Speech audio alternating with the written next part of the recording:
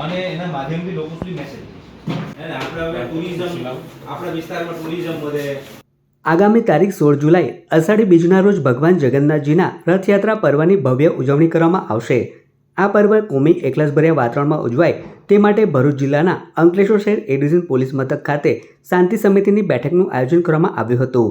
અષાઢી બીજના રોજ ભગવાન જગન્નાથજી ભાઈ બલરામ અને બહેન સુભદ્રા સાથે નગરચર્યા નીકળશે અને ઠેર ઠેર રથયાત્રાનું સ્વાગત કરવામાં આવશે।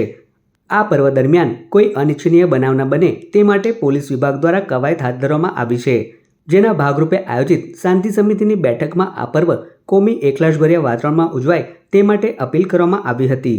આ બેઠકમાં અંકલેશ્વર વિભાગીય પોલીસ વડા ડોક્ટર કુશલ ઓઝા, રથયાત્રા સમિતિ અંકલેશ્વરના આયોજક જીતુ પટેલ સહિતના પોલીસ અધિકારીઓ તેમજ શાંતિ સમિતિના સભ્યો અને હિન્દુ મુસ્લિમ બિરાદરો ઉપસ્થિત રહ્યા હતા।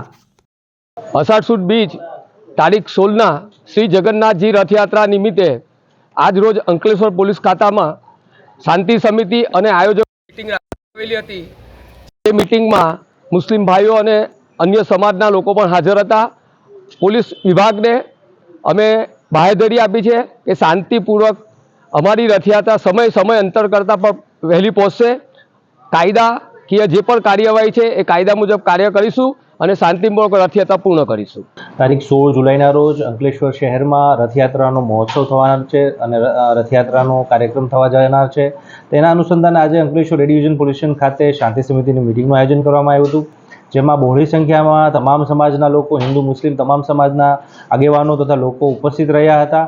જેમાં રથયાત્રાની નો તહેવાર છે એ કોમી એકલાસ સાથે તથા ખૂબ સારી રીતે આપણે ઉજવણી કરી શકીએ તે બાબતે ચર્ચા વિચારણા કરવામાં આવી, જરૂરી સૂચનો પણ લેવામાં આવ્યા તથા તેની માટે જરૂરી જે પણ કાર્યવાહી કરવાની હતી તેના માટે પોલીસ સ્ટેશન તથા એના માણસોની સૂચના કરવામાં આવી છે।